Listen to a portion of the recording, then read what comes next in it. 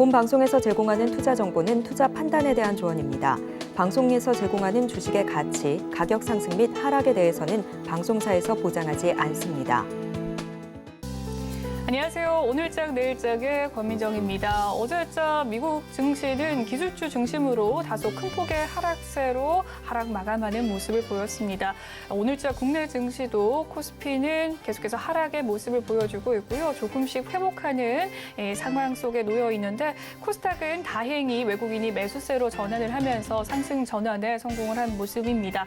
매파적인 발언과 비둘기적 발언의 동시 이 모습 속에서 투심의 혼동을 주면서 시장의 흐름 현재 혼조세 나타나고 있는 상황인데요. 오늘의 강세 테마로서는 중국의 리오프닝에 대한 기대감과 정부의 실내 마스크 의무화 해제에 대한 기대감 등의 국내 상장한 중국 기업과 또 항공과 면세점, 화장품주들이 강세를 보이고 있습니다. 오늘 시장의 흐름이 내일의 이 선물 옵션 만기일로 인해서 주요 일정에 좀 영향을 받아 변동성이 큰 만큼 오늘 오후장은 이슈 체크 꼼꼼히 하면서 시장 대응 방법 전해드리도록 하겠습니다. 저희 방송 유튜브를 통해서도 시청하실 수가 있는데요. 유튜브 검색창에 서울경제TV라고 검색해 주시면 실시간 방송 시청 가능하시니까요. 많은 관심 부탁드리겠습니다. 본 방송에서 제공해드리는 정보는 투자 판단을 위한 조언일 뿐 해당 주식의 가치와 수익률을 보장해드리진 않습니다. 그리고 서울경제TV와 서울경제신문은 당사의 브랜드입니다. 서울경제증권TV와 서울경제TV 손실복구팀과는 무관하며 기타 유사 명칭에 주의하시길 바라겠습니다. 12월 7일 수요일입니다. 오늘장 내일장 본격적으로 출발합니다.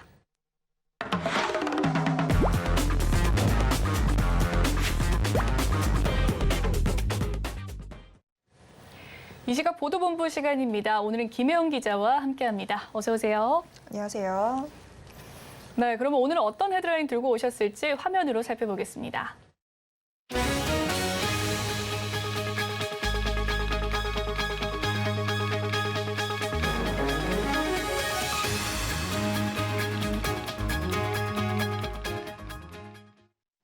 첫 번째 소식입니다. 국내 최대 재건축 단지로 관심을 끌었던 이 서울의 강동구 옛 둔총주공 아파트죠. 올림픽파크 표레오 내 일방 청약 경쟁률이 발표가 됐다라고 합니다. 어떻게 나왔습니까? 네, 그야말로 초라한 성적표를 받아들이게 됐습니다. 이 둔촌주공 1순위 청약 경쟁률을 살펴보면 3.7대 1의 경쟁률에 그쳤는데요. 지금 10만 청약설이 무색해진 상황입니다.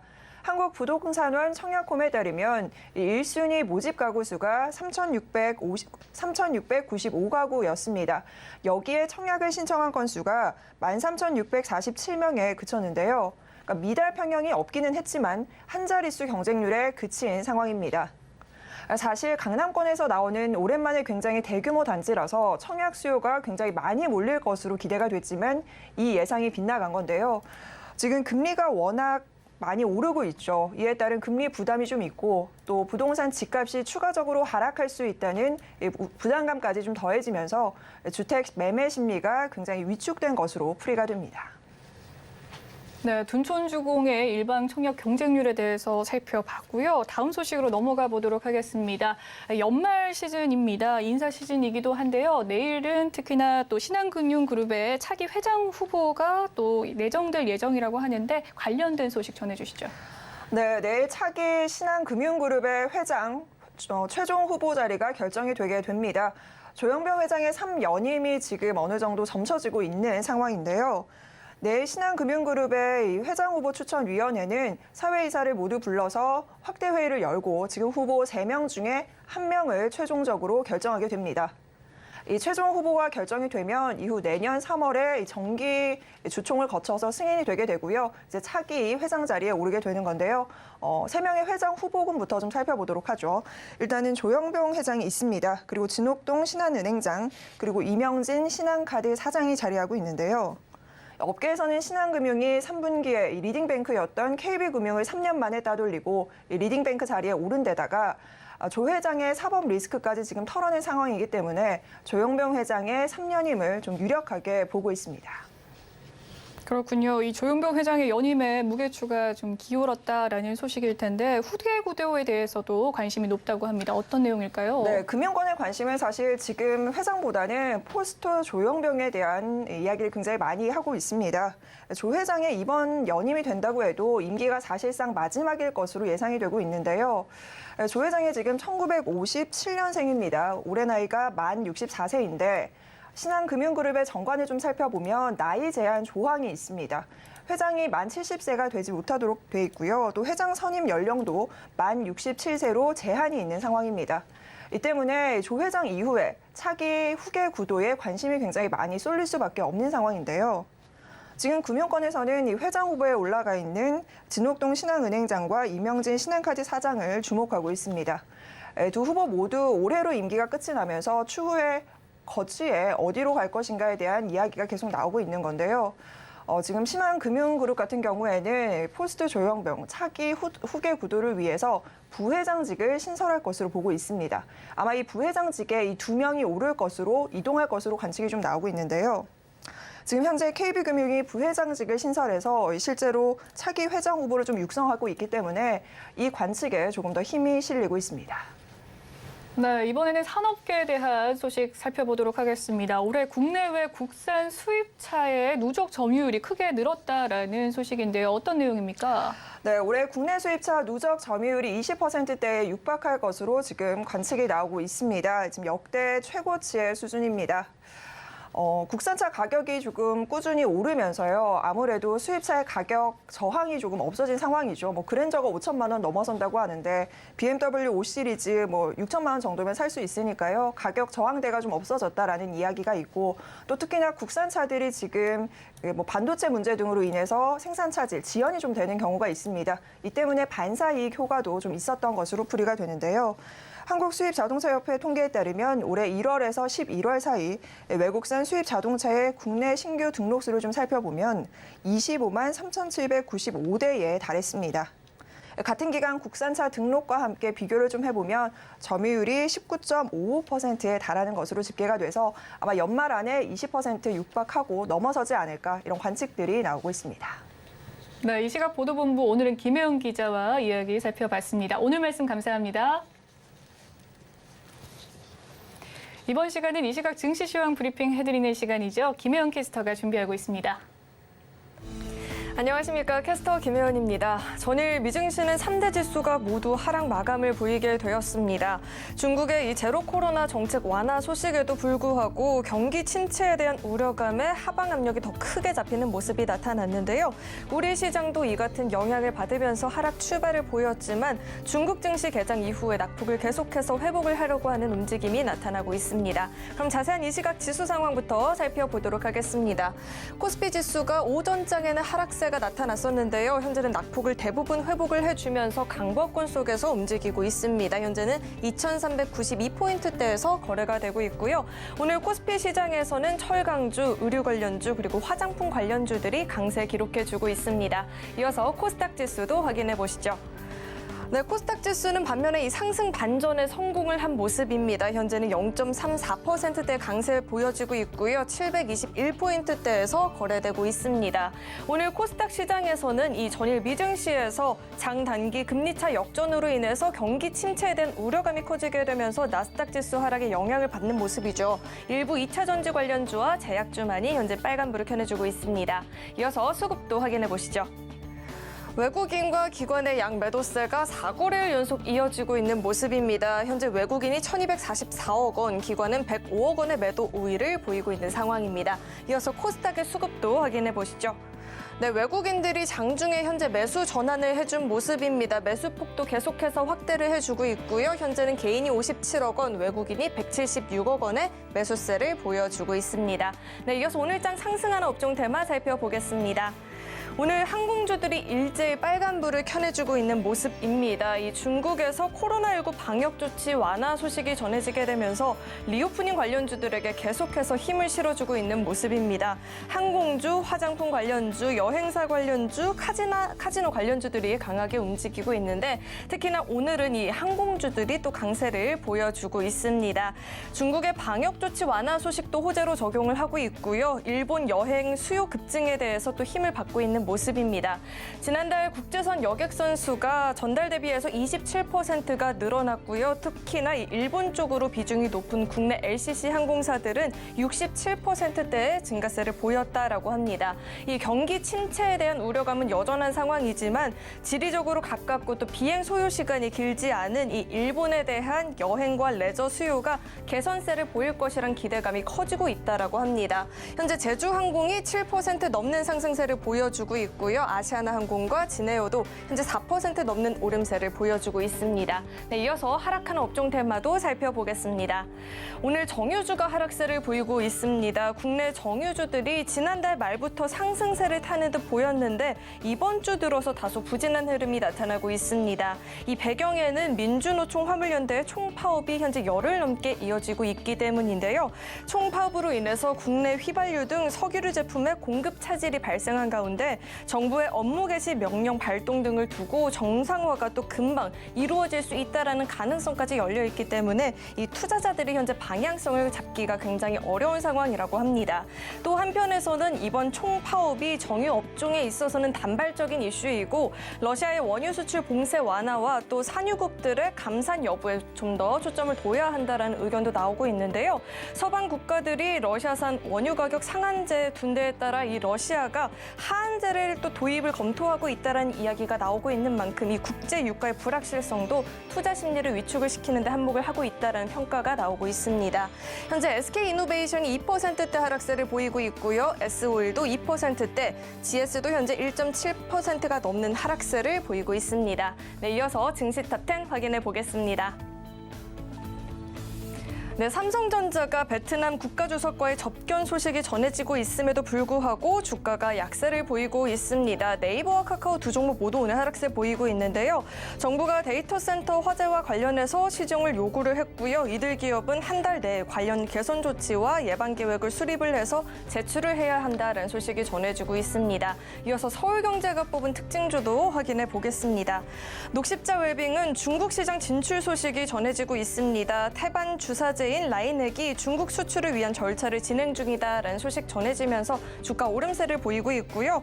오비고는 내년도 실적에 대한 긍정적인 리포트들이 나오면서 장중 한때 8% 가까운 상승을 보여주는 모습이 포착이 되었습니다. LG전자는 LG전자의 참여 가능성이 점쳐지고 있었던 이 애플카의 출시 연기 소식에 오늘 주가 하락세를 기록하고 있습니다. 네, 그럼 먼저 SK하이닉스부터 자세히 살펴보도록 하겠습니다. 네, SK하이닉스가 연일 주가 약세를 보이고 있는 상황입니다. 오늘은 장중에 52주 신저가를 또 새롭게 기록하는 모습이 포착이 됐는데요. 내년에도 예상보다 큰 폭의 적자를 기록할 것이란 전망과 함께 이 SK하이닉스의 목표가 하향 조정을 하는 리포트들이 나오면서 영향을 받고 있는 모습입니다. 현재도 2%대 낙폭을 보이고 있고요. 79,200원에서 거래되고 있습니다. 이어서 살펴볼 종목은 드래곤플라이가 있습니다. 장중에 24%가 넘는 급등세를 보여주기도 했었죠. 이 CJ E&M과 협력을 해서 146조 원 규모의 콘텐츠 사업에 나선다라는 소식이 전해지면서 시세 보여지고 있습니다. 현재도 23%대 급등세를 유지해주고 있는 모습입니다. 네, 마지막으로 컬러레이 살펴보도록 하겠습니다. 중국 색조 화장품 기업으로 널리 알려져 있는 항저우 야양과기와 합작 계약 체결 소식이 전해지고 있습니다. 연 매출이 3억 위안이 넘는 기업과의 이 MOU 체결 소식 덕분에 오늘 이렇게 상한가에 진입을 한 모습이 포착되고 있습니다. 네, 지금까지 증시 탑10 확인해 봤습니다.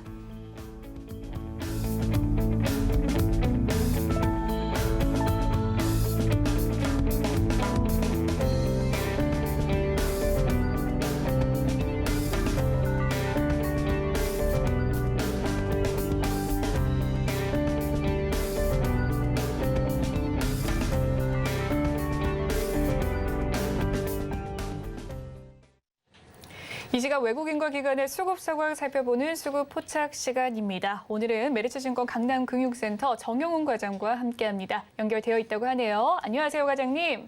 네, 안녕하세요. 네, 수급 상황 살펴보고 왔습니다. 주요 종목별 흐름은 어떻습니까? 네, 우선 오늘 외국인과 기관의 동반 순매수세가 유입되고 있는 종목이 있는데요. 오늘 삼성화재 같은 경우에는 외국인과 기관의 동반 순매수세가 유입이 되면서 오늘 강세 흐름을 띠고 있습니다. 아무래도 이제 연말을 앞두고 이러한 배당 매력과 더불어서 내년 이후부터 이제 IFRS 17이 세븐틴이 도입되게 되면 이제 순이익이 좀 증가할 것이다라는 그런 기대감에 힘입어서 지금 오늘 외국인과 기관의 동반 순매수세가 유입되고 있는 것으로 보여지고 있고요. 그리고 다음으로는 오늘 대한항공 같은 경우에는 오늘 기관 투자자들의 매수가 유입되면서 상승세를 지금 기록을 하고 있습니다. 최근에 계속해서 이제 리오프닝에 대한 좀 기대감이 좀 부각이 되고 있는 상황인데요. 코로나19가 이제 진정 국면에 돌입하면서 지금 뭐 동아시아 국가들에서 방역 완화가 본격화되고 있는 상황이고 또 이제 중국 같은 경우에도 내년 3월 양회를 기점으로 해서 방역 완화가 좀 기대가 되고 있는 상황이어서 향후 이러한 여행객 수 증가에 대한 그런 기대감이 좀 부각이 되고 있다. 볼 수가 있겠습니다. 그리고 롯데케미칼 같은 경우에는 오늘 이제 수소 관련해서 좀 모멘텀이 부각이 되면서 오늘 강세 흐름을 띠고 있는데요. 국내 그 모빌리티 수소 공급망 확대를 위한 합작사를 설립했다라는 그런 소식이 좀 전해지면서 오늘 외국인 투자자들의 가장 많은 좀 순매수세가 몰리고 있지 않나 그렇게 보고 있습니다. 네, 이 시각 수급 특징주에 대해서 살펴봐 주셨습니다. 그렇다면 과장님께서 포착한 특징주는 무엇일까요? 네, 이 중에서는 이제 연말을 얼마 앞둔 상황에서 역시나 지금 연말 배당 매력이 좀 부각이 될 수 있는 오늘 외국인과 기관의 동반 순매수세가 유입되고 있는 삼성화재를 포착을 해봤습니다. 삼성화재 같은 경우 오늘 상당히 좀 의미 있는 수급 변화가 나오는 것으로 보여지고 있는데요. 그동안에 계속해서 좀 시장에서 좀 소외받는 모습을 보였다가 오늘 외국인과 기관의 강한 동반 순매수세가 유입이 되고 있습니다. 지난 3분기 실적도 예상보다 높은 시장 컨센서스를 상회하는 그러한 실적을 내놓았고요. 무엇보다 이제 내년부터 이제 변경되는 IFRS 17 도입 이후에 한 30에서 40% 순이익이 좀 증가할 것으로 좀 전망이 되고 있는 상황이기 때문에 이러한 실적 턴어라운드에 대한 그런 기대감이 부각이 될 것으로 보여주고 있고요. 또한 이제 회사 측에서도 지금 DPS 상향을 적극 검토하겠다라고 지금 밝힌 바가 있듯이 향후에 주주 친화적인 그런 배당 정책도 기대해 볼 수 있다는 점에서 현재 기준으로 지금 배당 수익률이 약 한 7% 가까이 육박하고 있는 상황이기 때문에 지금 향후 추가적으로 이러한 배당 수익률 상승에 대한 그런 좀 기대감도 부각될 수 있는 시점이 아닌가 그렇게 보고 있습니다. 네, 오늘자 정영훈 과장의 포착 특징주는 삼성화재였고요. 그에 따른 이 가격 전략까지 살펴봤습니다. 지금까지 메리츠증권 강남금융센터 정영훈 과장과 함께했습니다. 오늘 말씀 감사합니다. 네, 고맙습니다. 네, 오늘 시장을 주도하는 업종과 이슈에 대해서 심층 분석해보는 마켓 로드맵 시간으로 넘어가 보도록 하겠습니다. 오늘은 골드스타 넷셋의 박철민 이사 연결되어 있습니다. 안녕하세요, 이사님. 네, 안녕하세요. 네, 현재 지금 코스피가 2,400선 아래로 내려앉은 모습을 보였지만 또 중국 정부가 코로나19로 걸어뒀던 빗장을 푸는 조짐이 감지되자 오늘자 강세 업종들 중국의 리오프닝 관련주들의 힘이 쏠리고 있는 모습입니다. 주요 섹터별 흐름부터 짚어봐 주시죠. 예, 최근 중국 당국의 제로 코로나 방역 관련 논의 빈도수가 높아지고 있는데 중국은 10월 소매 판매가 전월비 마이너스로 전환하는 등 방역 정책에 따른 내수 부진에 있어 성장이 점차 어려워지고 있는 그런 상황이다 볼 수 있습니다. 그래서 최근 들어서 좀 더 완화된 그런 방역 기조가 계속 나오고 있고 앞으로도 좀 나올 것으로 보이고요. 우리나라 해외 최종 수요 비중 중 중국이 상당한 부분은 차지하는 만큼 중국 관련된 그런 리오프닝 관련주들이 중국 방역 완화 기조가 된다면 당연히 우리나라 기업들에게 좀 호재라 이렇게 볼 수 있고요. 또 중국 테마 중에는 항공, 화장품, 음식료, 유통, 호텔, 여행 여러 가지가 있는데 지수는 하락하는데 무거운 종목임에도 항공주들 경우 금일 3%대 이상 오르는 모습 보이고요. 그 외에도 화장품, 뭐 한국콜마나 한국화장품 등 화장품 관련주들도 뭐 5%대 이상 이런 오르는 모습들. 또 여행 관련주도 그동안 급격한 하락세가 나오다가 올해 말부터 조금씩 반등 나오는 모습 보이고 있고, 그 외에 음식료 업종이라던가 뭐 호텔, 레저 이런 업종들 전반적으로 리오프닝 관련주이자 뭐 내수 관련주들인데 뭐 전반적으로 다 오르는 모습 보이고 있습니다. 올해 상대적으로 시가총액이 저평가되어 주가에 대한 좀 부담도 상대적으로 낮은 업종들이라 볼 수 있고, 뭐 전체적인 리오프닝주 현재 하단에서 상승하는 흐름 타고 있다, 이렇게 좀 볼 수 있겠습니다. 네, 중국의 리오프닝 가시화 속에서 오늘자 중국 리오프닝 관련주들 좋은 흐름 보여주고 있습니다. 주요 흐름들에 대해서 설명을 해주셨고요. 우리나라가 지금 중국에 대한 해외 수출 비중이 높은 만큼 우리나라 기업들에게 호재다라는 말씀까지 덧붙여 주셨습니다. 특히나 LCC를 비롯해서요, 주요 항공주가 오늘 상승세 보이고 있습니다. 특히나 중국 노선이 수요 대비 공급이 좀 부족할 것이다라는 것으로 좀 관측이 되고 있는데, 실적 개선으로 주가 추가 상승을 좀 본격적으로 기대해 볼 만한 시점은 언제쯤으로 보시는지 주목할 만한 종목과 함께 살펴봐 주시죠. 예, 맞습니다. 그 항공주들 역시 그런 방역 조치 완화 소식에 뭐 일제히 좀 상승하고 있는데요. 뭐 현지 매체에 따르면은 뭐 베이징, 텐진, 충징, 뭐 상하이 등 4대 직할시 외에도 뭐 대부분 도시들이 대중교통 이용 시 PCR 검사 음성 결과 제출을 폐지하는 등 방역을 속속 완화하고 있다고 이런 뉴스들이 나오고 있고요. 일단 뭐 중국에 대한 완화 조치가 풀리면 당연히 가장 이제 가까운 나라인 대한민국 이제 항공주들 입장에서는 수혜라 볼 수 있고요. 뭐 대표적으로 아시아나항공, 대한항공, 뭐 제주항공, 한진칼 등 전반적인 좀 종목들 금일 뭐 일제히 상승 중이라 이렇게 보여지고요. 지난달 국제선 여객수는 전달 대비 27% 정도 늘었고, 특히 저비용 항공사들로만 국한해 보면은 뭐 급증세가 더욱 크다, 이렇게 볼 수 있습니다. 그동안 경기 침체 우려와 중국의 코로나 봉쇄 조치 때문에 좀 주춤했던 항공 노선들이 향후 중국 방역 조치 완화에 따라서 항공권 수요가 많아질 것으로 보이고요. 뭐 추가적으로 중국뿐만 아니라 뭐 지금 엔화가 굉장히 저엔화인데 저엔화 등에 힘입어서 좀 일본 여행 수요도 좀 급증할 것으로 보이는 만큼 항공주 상승세에 한몫한다, 이렇게 좀 볼 수 있겠습니다. 뭐 실제 지난 6월부터 10월까지는 국제선 운송 실적은 전년 대비 한 45% 이상 크게 증가했고요. 뭐 증가 추세도 계속 늘어나고 있는 추이입니다. 다만 글로벌 경기 침체로 인해서 좀 그런 수익성이 좀 더 높은 어떤 화물 운임 매출의 감소는 좀 예상되기 때문에 뭐 항공주의 내년 영업이 좀 감소할 수도 있다, 이런 전망도 일부는 나오고 있는데요. 그래도 항공주도 워낙 뭐 악재가 낄 만큼 끼고 바닥에서 현재 이제 좀 움직임이 나오고 있는 만큼 뭐 현 시점에서도 어느 정도 상승세 기대해 볼 수 있다, 이렇게 좀 말씀드리고 싶습니다. 그래서 특히 이제 뭐 좀 여기서 주목해 볼 종목은 화물보다는 아무래도 여객 위주의 매출 비중이 높은 좀 제주항공을 말씀드리고 싶고요. 물론 이제 소형 항공사들이 비록 뭐 국제선 수요 증가에도 영업 손실을 막지 못하는 부분도 많이 있는데, 뭐 적자폭은 지난해 대비도 감소하고 있는 점, 그리고 이제 화물 운송보다는 여객 비중이 높아지는 현 시점에서는 어느 정도 좀 포트에 담아보는 것도 괜찮다고 말씀드리고 싶습니다. 네, 중국의 코로나 바이러스 방역 조치 완화 소식 속에서 항공주들도 오늘 특히나 좀 상승세 두드러지는 모양새였습니다. 추가 상승의 여력에 대해서도 살펴봐 주셨고요. 또 상승 기대해 볼 만한 종목으로 여객 위주의 매출 비중이 높은 제주항공을 추천을 해 주셨습니다. 현 시점에서 조금씩 담아보는 것도 좋은 접근이다라는 말씀해 주셨네요. 중국의 위드 코로나 가능성 속에서 면세점 관련주에도 지금 온기가 미친 모습입니다. 중국의 큰 손이 담당하는 만큼 또 기대가 컸었는데, 다만 그만 높은 관심을 받아왔던 호텔 신라는 오늘자 좀 소폭의 하락을 보여주고 있습니다. 1, 2%대의 하락세 나타나고 있는 상황인데요. 이 중국발 훈풍에도 불구하고 면세점주 내에서 주가가 좀 차별화되는 원인은 무엇일까요?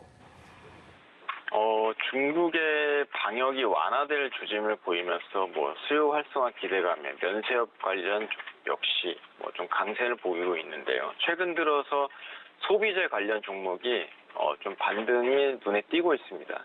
중국 봉쇄로 인해서 소비 경기 악화 우려 완화와 또 하반기 해외 여행 허용 가능성 등을 보여 당분간은 좀 면세점 관련주들 좀 긍정적인 모습 보일 거라고 좀 예상됩니다.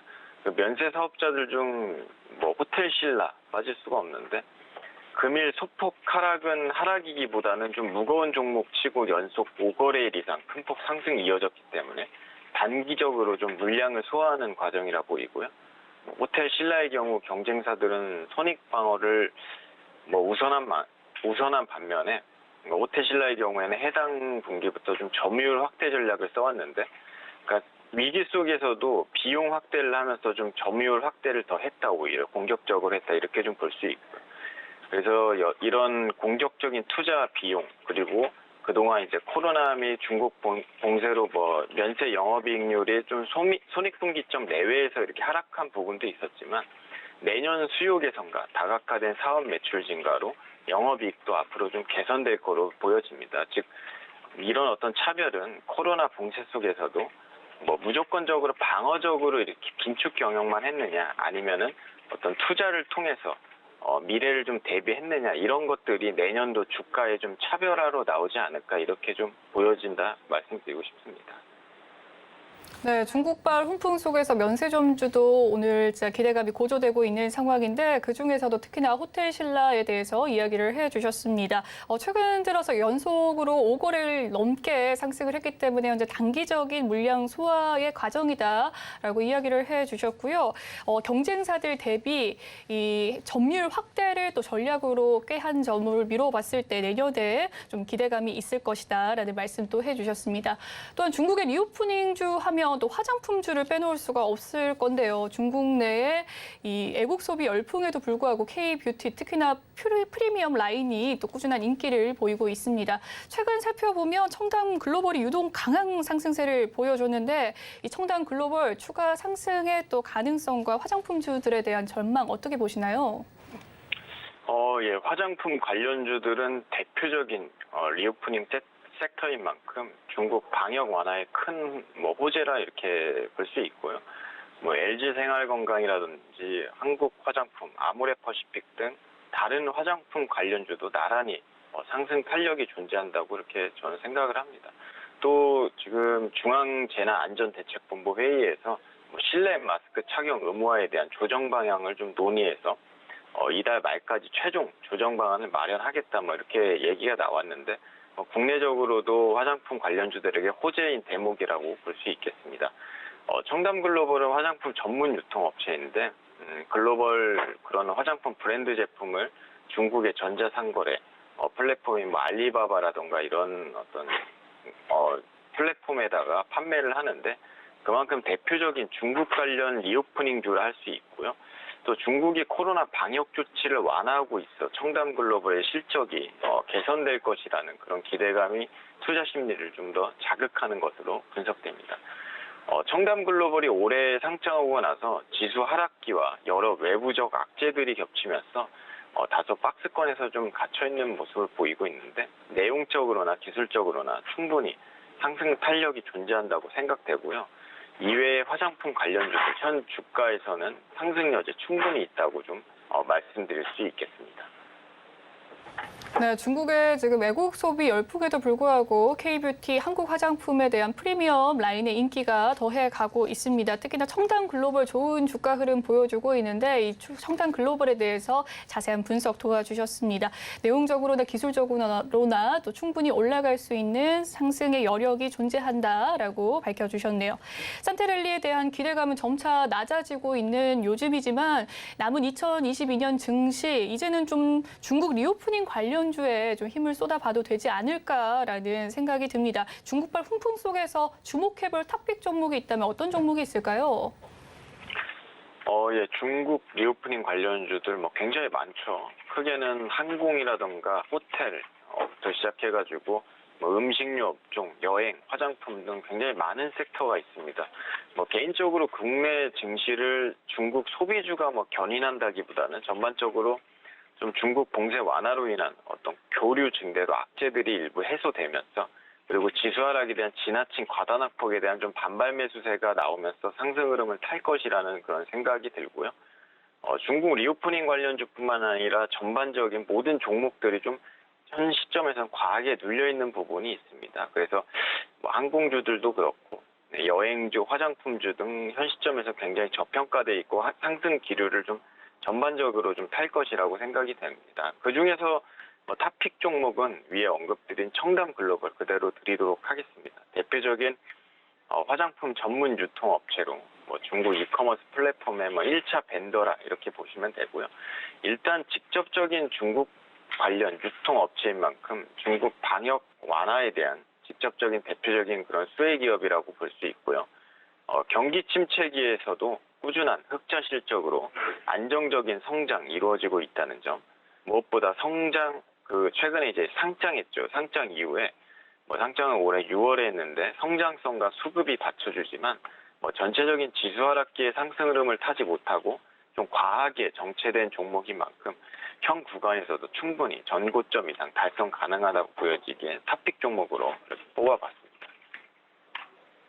네, 중국 리오프닝 주와 관련해서 또 증시 투자 전략에 대해서 살펴봤고요. 마지막으로 탑픽 종목, 화장품 전문 유통업체인 청담 글로벌 제시해 주셨습니다. 지금까지 골드스타 넷셋의 박철민 이사와 함께 마켓 로드맵 시간 꾸려봤습니다. 오늘 말씀 감사합니다.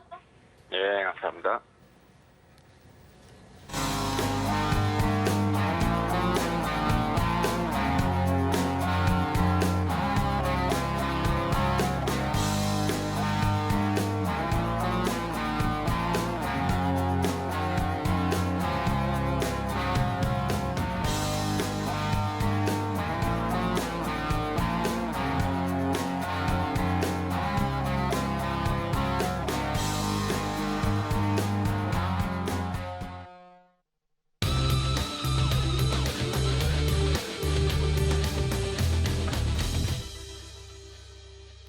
네, 마켓 리더들과 함께 시장의 핵심 이슈를 살펴보는 시간이죠. 이슈 칼럼 시간입니다. 오늘은 인포스텍 데일리 기업정책연구원장이신 최양호 원장님 함께합니다. 어서 오세요. 네, 반갑습니다. 네, 이제 2022년 네. 이민년도 저물어 가고 있습니다. 정말 다사다난했던 한 해가 아닌가 싶은데요. 그렇습니다. 연초에 증권사의 분석, 코스피 3,500 이야기가 나올 정도로 그렇죠. 네, 많은 기대가 있었던 올 한 해였는데 정말 초라한 성적표가 앞에 있는 것 같습니다. 2022년의 증시와 또 한국 경제에 영향을 준 이슈와 뉴스에 대해서 정리를 해보자면 어떤 것들이 있을까요? 그러니까 말씀하신 대로 2021년에 3,000 이제 돌파하고 코스닥 1,000 돌파하는 게 사실 뉴스 1번이었지 않습니까? 그 여세를 몰아서 검은 호랑이 한 마리가 이제 쏙 우리 증시에 와서 이렇게 우리 등에 탈 줄 알았는데 이렇게 보시면요. 지금 2020년, 19년 말부터 20년, 21년이 장이 좋았잖아요. 그러니까 이렇게 기대보다 높게 장이 형성되면은 무슨 특징이 있냐면요. 외부 변수에 무지무지하게 약합니다. 그래서 이게 이제 심리적으로 어떻게 이제 다 잘 투자 심리가 살아나야 되는데 그럼에도 불구하고 이것들이 이제 많이 가다 보니까 사실 2022년 우리가 초에 아니면 작년 말에 예상했던 것들이 다 외부 변수로 인해서 어떤 영향을 받으면서 우리가 지금 평균이 지금 2,822에서 3,300 간다 그랬는데 지금 2,380을 가고 있는 굉장히 저조한 성적들을 받은 게 2022년 이민년이라고 보고요. 사실 이제 산업 경제에 영향을 준 사건들로 보면은 특히 이제 우리나라는 신정부 출범하는 부분들이 산업 정책 변화를 갖고 온다는 기대감이 있어서 좋았고요. 러시아 우크라이나 전쟁 그리고 연준의 금리 인상 코로나 엔데믹이 어떻게 오는가에 대해서 지금 아무도 모르는 부분들이 지금 옆에 엔데믹이 와 있고요. 그리고 누리호라든가 카카오 먹통 사태 이런 것들이 있는데 사실 스타트는 되게 좋았던 게 뭐냐면요. 엔지엔솔이 IPO를 1월 달에 했지 않습니까? 네. 이건 바로 시총 2위로 가는 그런 쾌거를 이루면서 올해도 뭔가 될 것 같다 그랬는데 사실 그런 것들이 굉장히 많은 외부적인 변수에 의해서 내부적인 것보다는 외부적인 변수에 의해서 큰 영향을 받는 그런 상황이 됐는데요.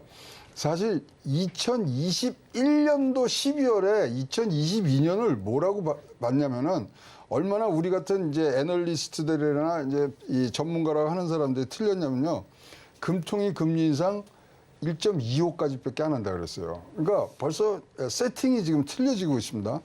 그다음에 제약 바이오가 기술적 반등을 하는 타이밍이다 그랬는데 뭐 전혀 지금 우리가 뭐죠. 그다음에 베이징 올림픽이 이제 연초에 있었습니다만 그걸 지나면서 가상화폐가 활성화된다는데 뭐 테라 루나 사태까지 나고 이러는 상황이 됐죠. 등등 또 거기에 뭐가 있었냐면은 사실 러시아의 움직임이 작년 연말에 이제 좀 이제 감지가 되면서 러시아가 우크라이나 침공하겠어? 이게 또 굉장히 지금 사실 게임 체인저가 돼 있고요. 그리고 재미난 거는 작년도에 많은 전문가들이 FOMC가 6월 달이면 금리 인상 종료합니다. 그런 것들을 우리가 이제 예측이 굉장히 틀려졌고요. 지금 뭐 유수의 이 증권가에서 지수를 내는 거 보면은 지금 하단이 2,822 뭐 이런 정도로 지금 갔는데 그거보다 훨씬 지금 내려와 있지 않습니까? 그래서 굉장히 다사다난했던 그런 표현이 맞는 부분들이 있는데 그러다 보니까 제가 뭘 공부를 했냐면요. 그럼 2020년하고 2021년도에는 증권시장, 우리 경제시장에서 넘버원 토픽이 뭐냐? 그러면 최고치 경신들이었어요. 그러니까 최고치 경신이 이게 3년씩 갈 수는 없거든요. 그래서 올해가 굉장히 좀 부진한 성적을 갖더라도 그러한 영향들로 지금 나왔기 때문에 자, 그럼 이제 2023년에 어떤 식으로 이것이 전개될 것인가. 근데 이 전체 사건 사고는요 단기간으로 끝내는 게 없어요. 이게 분명히 2023년도에도 굉장히 영향을 미칠 수 있는 그런 부분들이라고 생각을 하고 있습니다.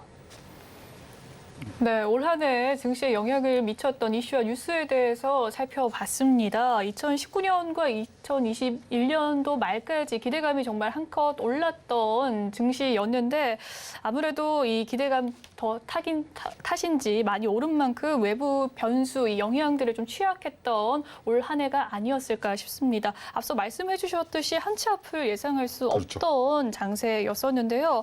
당초 증권사 전망에 의하면 평균적으로 코스피 하단은 뭐 2,822선까지다. 상단은 3,300, 뭐 3,500까지도 바라봤었는데 현재 지수 상황 살펴보면 2,400선 무너진 상황이에요. 2,388포인트 지나가고 있습니다. 괴리가 많이 있는 것 같아요. 네, 어떻게 보십니까? 그러니까 너무 우리가 기대를 많이 했던 것 같아요. 그럼 2021년도에 무슨 10대 사건을 한국 거래에서 순서대로 정한 거 보면 일본이 뭐냐면 코스닥 3,000 돌파라는 거죠. 그럼 이 여세를 몰아서 간다는 얘기고 그다음에 국내 투자자들이 해외 주식 투자에 굉장히 급증하는 부분 그다음에 IPO 공모액이 사상 최대. 자, 또 우리가 위험자산 선호가 2022년까지 21년에 열풍을 몰고 올 줄 알았는데 딱 단절이 되는 거예요. 자, 단절하는 데는 제일 큰 역할을 했던 게 인플레이션이고요. 또 공급망 붕괴가 있고요. 거기에 지금 우리가 예상치 못한 너무나 강도 높은 미국의 재정 긴축, 그다음에 금리 인상 이런 것들을 당하다 보니까 진짜로 무엇을 해야 될지 모르고 우왕좌왕하게 됐던 2022년이 지금 뭐 2,300대의 지수를 가지고 지금 끝나고 있는 실정이라고 보여지고요. 어쨌든 간에 제일 중요한 거는 인플레이션과 금리 인상이 갖고 있는 역학관계가 지금의 현상을 대변하는 제일 중요한 원인이라고 보여줄 수밖에 없습니다.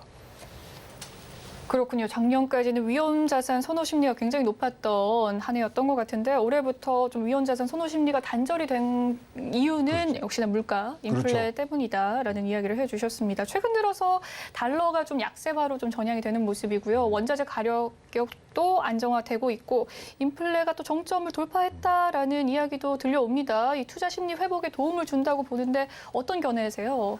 지금 뭐 내년도에 아주 뭐 극심한 경기 침체가 온다 아니다 뭐 웬만큼 될 거다 등등을 하는데요. 결국은 지금 심리 회복에 가장 중요한 거는 미국과 중국의 경제 회복을 얼마나만큼 속도감 있고 폭넓게 갖고 가느냐 부분들인데 지금 뭐 미국도 그렇게 성적이 좋지 않고요. 그러나 미국은 침체는 침체에 맞지만 우리가 견딜 수 없는 침체라는 거를 이제 결론을 낸 것 같아요. 따라서 지금 당분간 금리 인상을 하겠다는 제롬 파월의 말을 인용을 해보자면 앞으로 4회 내지 5회 정도는 뭐 베이비 스텝이든 뭐 자이언트 스텝이든 금리 인상은 계속하되 그렇다고 많은 폭의 자이언트 스텝까지는 안 갈 것 같고요. 그리고 최근에 달러 약세들이 굉장히 지금 눈에 띄지 않습니까? 이것은 제넷 옐런이 드디어 자기의 역할을 하기 시작했다고 보여집니다. 최근에 이제 이 환율 보고서를 지금 미국 재무부에서 발간을 했는데요. 많게는 뭐 10개국, 12개국 정도가 항상 관찰 대상국인데 이번에 6개국으로 줄였어요. 그렇다는 것은 뭐를 시장에다 얘기했냐면 자, 강달러 가는데 알아서 각국에서 알아서 여러분들 환율 들어와서 개입하시든지 조정을 하세요 이거거든요. 그렇다면 그건 뭐냐면 강달러 더 세게는 안 갈 것이다. 이런 기조들을 지금 시장에서 읽고 있기 때문에 달러 약세의 부분들이 조금씩 나아지는 것 같고요. 원자재 가격 안정화는 이제 하도 공급난에 이제 고생을 하다 보니까 선택적 세계화를 지금 각국에서 지금 진행을 하고 있는 부분들이 있습니다. 특히 이제 미국 같은 데는 IRA고요. 뭐 유럽 같은 데는 관내 우대 정책을 지금 똑같은 거예요. IRA하고 똑같은 거 지금 진행하려고 그러고 이제 깐부끼리 모이는 그런 부분들이 원자재 가격 안정화에 지금 좀 도움이 되고 있는 부분. 그다음에 이제 인플레 정점 돌파에 대해서 모든 사람들이 동의를 합니다. 그러나 인플레가 정점을 돌파했다 하더라도 높은 수준의 인플레는 장기간 지속될 것이다. 그러니까 우리가 지금 뭐 10여 년 동안 봐왔던 2%대 인플레이션보다는 올라가지는 않지만 4 내지 5%의 인플레이션이 계속 될 거라는 안정감을 주면서 좀 투자 심리에 회복이 되는 부분이 있습니다. 역시 증시는 뭐 실적 뭐 이런 것들 다 하더라도 역시 투자 심리가 제일 중요하거든요. 그래서 일단은 바닥을 다지는 데는 성공했다고 보이기 때문에 이 심리를 어떻게 장에 그리고 특히 유통량에 연결시키느냐가 지금 각국의 금융 정책 당국의 아주 큰 숙제라고 보여집니다. 네, 최근에 킹달러 기조 이 현상 속에서 이 달러가 좀 약세화로 전환이 되는 모습이고 원자재 가격 또한 안정화가 이루어지고 있는 상황입니다. 이 국면 속에서 이 견해에 대해서 들어봤는데요. 당분간은 또 연준이 금리 인상을 하겠다라고 밝힌 만큼 앞으로 한 4회에서 5회 정도는 금리 인상을 좀 단행을 할 것이다라고 이야기를 해주셨습니다. 또한 더불어서 원자재 가격 안정화 국면 속에서 선택적인 세계화가 이루어지고 있다. 라는 말씀까지 해주셨네요. 2022년 증시 혹한기를 좀 지나가면서 아까 바닥을 좀 다져가고 있다라는 말씀을 해주셨는데 우리가 좀 배워야 할 점이 있다면 어떤 것들이 있을까요? 일단은 이 변동성이 큰 장이 어떻게 오는가를 분명히 우리가 봤습니다. 특히 이렇게 굉장히 많이 변동성을 가지는 뭐 요소들이 속출하는 상황에서는 뭐 전체 변화의 90%가 외부 변수라고 보셔야 됩니다. 따라서 지금 매크로를 그러니까 시장이 경제가 지금 올라가느냐 내려가느냐에 대한 판단을 먼저 하신 후에 투자를 해야 되는 것이 일단 제가 뭐 갖고 있는 제일 큰 교훈이고요. 두 번째는 아까도 잠깐 말씀드렸습니다만은 심리라는 부분들이 굉장히 큰데 자 이제 수익을 많이 내시는 분들의 이 모습들을 보면 진짜로 반박자가 빠르시더라고요. 그러니까 손흥민 선수가 골 많이 넣는 게 반박자 빠른 거거든요. 그래서 이제 내년도에 기회가 찾아오고 내년도에 이제 지금 뭐 저점들을 다 형성하고 있는 부분들에서는 빠르게 반박자만 빠르게 움직이셔도 굉장히 좋은 수익률과 안전한 수익을 가져갈 수 있는 두 가지가 저는 굉장히 컸고요. 또 지금 장이요. 오른발 왼발을 다 같이 써야 됩니다. 그래서 조금 포트폴리오에 다변화를 갖고 오면 이런 변동성 있는 장에서는 조금 더 나은 그런 장으로 여러분들의 수익이 좋아질 수 있다는 세 가지 교훈은 뭐 저 개인적으로 이번에 배웠다고 저는 생각하고 있습니다. 네, 바닥을 다지는 현 증시 상황에서 좀 주목을 해봐야 될 사항들에 대해서 말씀을 해주셨는데요. 일단 포트의 다변화와 더불어서 외부의 변수에 빠르게 좀 대응할 수 있는 반박자 빠른 대응 전략을 갖춰야겠다라는 말씀을 해주셨습니다. 앞서 2020년과 21년에 이 10대 뉴스가 좀 비슷해지는 경향이 있었고 2022년도까지 갈 줄 알았지만 이제 변수가 많이 그렇죠. 나왔다라고 말씀을 해주셨어요. 2022년의 주요 이슈 중에서 좀 지속성을 가지고 2, 3년간 갈 수 있는 요소가 있다면 어떤 사안들이 있을까요? 일단은 연준 금리 인상과 뭐 한국은행의 이제 금리 인상이라는 부분들이 사실은 뭐 첫 번째로 올라갈 것 같고요. 그다음에 이제 제일 중요한 것은 이제 정부에서 얼마나 재정 정책을 가느냐입니다. 근데 여기서 꼭 아셔야 될 부분들은 우리가 금융시장이 있고 자본시장이 있단 말이죠. 금융시장은 변화에 반응합니다. 그러니까 이게 뭐 계속 올라간다 그래서 금융시장은 거기에 맞춰서 움직이는 게 아닙니다. 올라가던 게 내려온다든가 금리가 그다음에 내려가던 게 올라가든가 변화에 민감한 게 금융시장이고요. 우리가 이제 계속 몸담고 있는 이 주식시장은요, 결과, 즉 실적에 반응을 하는 거거든요. 요 두 가지를 아주 기본적인 사항을 우리가 잘 파악을 하신다면은 지금 뭐 2022년에 일어났던 일들이 지금 2023년에 이제 재현될 수 있는 한 2년 거리로 10대 뉴스는 비슷비슷하게 지금 나오고 있거든요.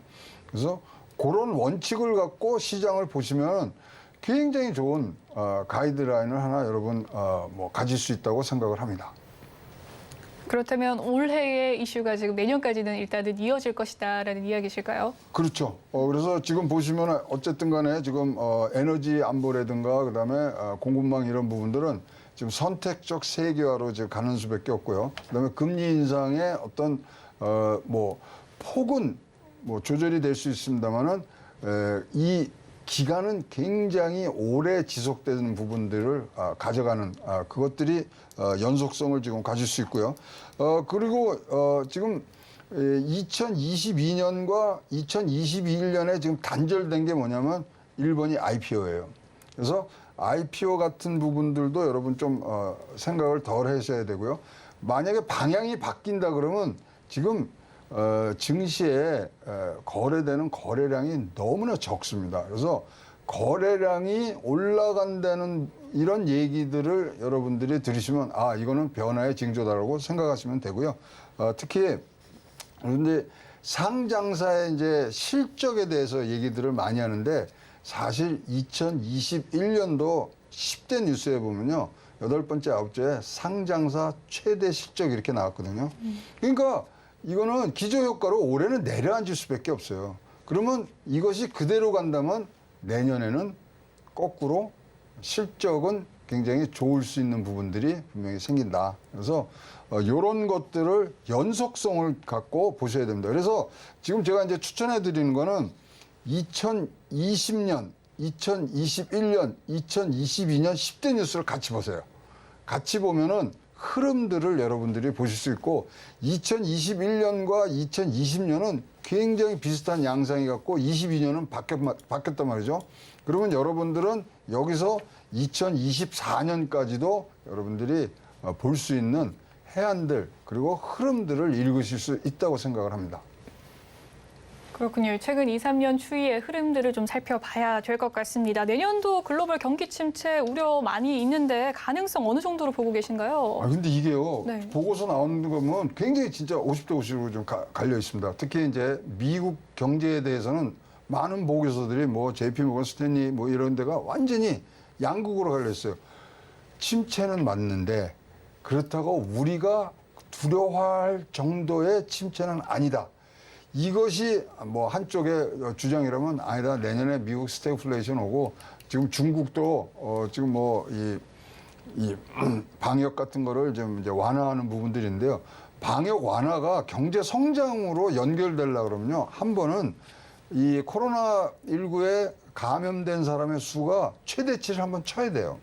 그러면 지금 중국이 만약 뭐 국민들의 전체 면역을 갖춘다 그러면 일단은 사망자가 200만 명 이상 나온다는 거거든요. 그래서 그런 것들을 혼합해서 보신다면은 어쨌든 간에 정점과 고점을 지나는 부분들을 가야지만 되는데 이것에 대한 판단이 내년도 침체냐 아니냐로 지금 나눠지고 있고요. 한 가지 확실한 건 미국의 흐름은 침체는 맞는데 우리가 못 견딜 침체는 아니다. 이러한 판단들은 굉장히 많은 분들이 지금 공감하고 있기 때문에 조금 더 활발한 투자 활동을 내년에는 좀 생각을 하셔야 될 것 같습니다. 그러면 뭐냐? 항상 주가는 6개월 전 후 거를 당겨서 오기 때문에 상반기가 끝나는 줌에는 다시 한번 여러분들이 좋은 그런 소식과 뭐 높은 수익률로 여러분들이 자랑스럽게 여러분 자산을 불릴 수 있는 그런 시기가 오지 않겠느냐 이런 좀 낙관론적인 생각을 저는 갖고 있습니다. 네, 시간 관계상 여기까지 이야기 들어보도록 하겠습니다. 지금까지 인포스탁 데일리 기업정책연구원장이신 최영호 원장님과 이슈 칼럼 시간 함께 했습니다. 오늘 말씀 감사합니다. 본방송에서 제공해드리는 정보는 투자 판단을 위한 조언일 뿐 해당 주식의 가치와 수익률을 보장해드리진 않습니다. 그리고 서울경제TV와 서울경제신문은 당사의 브랜드입니다. 서울경제증권TV와 서울경제TV 손실복구팀과는 무관하며 기타 유사 명칭에 주의하시길 바라겠습니다. 오늘 준비한 소식은 여기까지고요. 잠시 후 마감 임박 60분의 승부도 많은 시청 부탁드립니다. 저는 내일 다시 찾아뵐게요. 시청해주신 여러분 고맙습니다.